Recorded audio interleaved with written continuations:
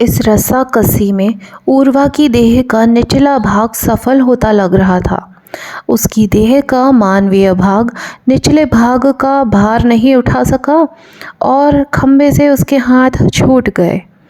वो जल यात्री कन्या जो अब तक सुन्न होकर ऊर्वा के संघर्ष को देख रही थी, चेत में आई और नीचे गिर रहे ऊर्वा की एक बाँह पकड़ने में सफल हो गई। व्यक्ति के लिए एक छोटा सा जल का पात्र पकड़ कर रखना कठिन हो जाता है, वो जल यात्री कन्या तो पूरे जल मानव को पकड़ कर रखने की चेष्टा कर रही थी।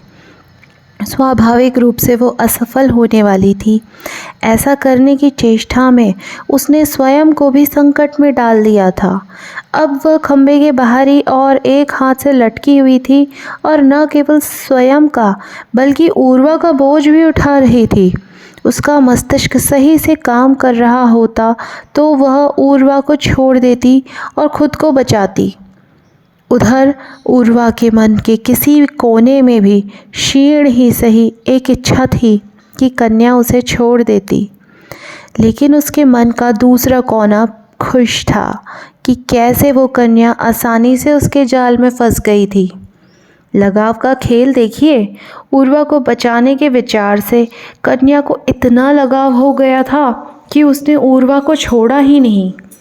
जल मानवों के संविधान के अनुसार ऐसा करके कन्या ने यह संकेत दे दिया था कि वो ऊर्वा के साथ जाने को तैयार थी।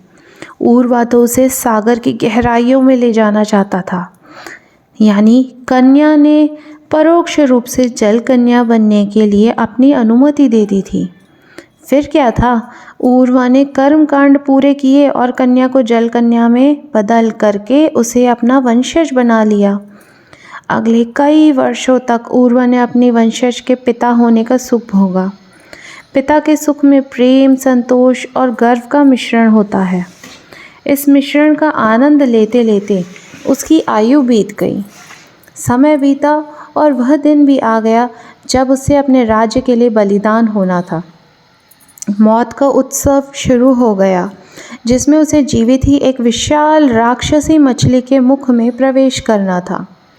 अब उसकी देह का मानवीय भाग फड़फड़ाया, जबकि जल मानवीय भाग आने वाले संकट से अनजान था। उसकी देह के दोनों हिस्सों के बीच भयंकर तनाव शुरू हो गया। वो वहाँ से भागना चाहता था, किंतु उसको किसी ने पकड़ कर नहीं रखा हुआ था। वो भाग क्यों नहीं पा रहा था? भागना तो दूर, वो अपने मुंह से एक चीख भी नहीं निकाल पा रहा था। वो इतना असहाय कैसे महसूस कर रहा था? असहायपन अचानक समाप्त हो गया। उसको सुखद एहसास हुआ कि वो वास्तव में मौत के द्वार पर नहीं खड़ा था। वो तो एक बुरा सपना देख रहा था। वो कोई जल मानव नहीं था, ना ही कोई विशाल मछली उसे कच्चा चबाने को आतुर थी। वो एक साधारण मानव था जिसका नाम ऊर्वा था। वो अपनी झोंपड़ी के भीतर सुरक्षित विश्राम कर रहा था। उसने चैन की गहरी सांस ली और पानी पीने के लिए खड़ा हो गया। बुरे सपने की भयावह स्मृतियाँ इतनी नूतन थी कि वो उसके बाद सो नहीं पाया। वो घुटने मोड़कर अपने बिस्तर में पड़ा रहा। उसने अपनी हथेलियाँ जोड़कर घुटनों के बीच फंसा रखी थी। उसकी सांस न के बराबर चल रही थी और आंखें खुली थीं। ऐसा लग रहा था जैसे वो किसी राक्षस के साए में मरा होने का अभिनय कर रहा है। जागृत अवस्था में भी स्वप्न लोक की वो राक्षसी मछलियाँ उसे अभी भी खतरनाक रूप से समीप लग रही थी। ये बुरा सपना उसे इतनी बार आ चुका था कि वो गिनती भूल चुका था। हाँ, आज का सपना पहले के सपने से कहीं ज़्यादा विस्तृत था। बाबा ने उसे वादा किया कि ये सपना उसे तब आना बंद हो जाएगा जब उसे जल मानवों के संसार का एक रहस्य पता चल जाएगा। आज उसे सपने में ये रहस्य पता चला कि जल मानव राक्षसों की भांति तामसिक मंशा से आखेट नहीं करते, वे तो स्वयं स्वतंत्र होना चाहते हैं। ऊर्वा बाबा को इस बारे में बताने के लिए सुबह होने की प्रतीक्षा कर रहा है।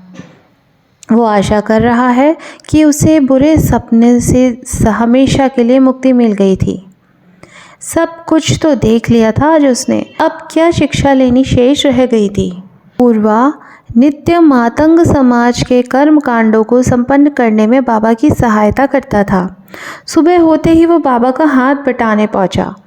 आज के कर्म कांड में नारियल के 9 खोपरों के बीच एक एक चींटी को बंद किया गया है।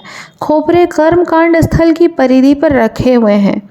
हवन कुंड में घी की आहुति दी गई और उसके बाद उन चींटियों को एक एक करके स्वतंत्र किया गया।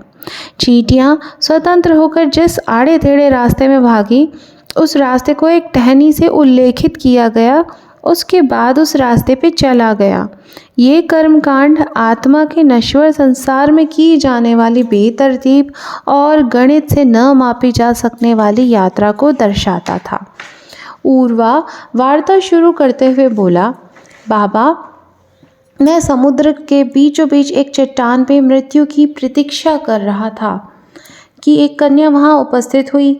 मैं उसकी बातों में आ गया। उसके जाल में फंसने के बाद मुझे पता चला कि वो एक जल कन्या थी। उसने मुझे भी जल पुरुष में बदल दिया और वो मुझे अपने साथ समुद्र की गहराइयों में ले गई।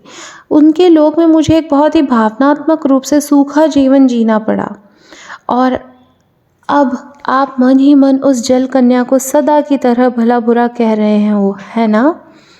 बाबा ने एक नारियल के खोपरे के ऊपर से घी से भरी चम्मच घुमाते हुए कहा। उस खोपरे के नीचे एक चींटी बंद थी।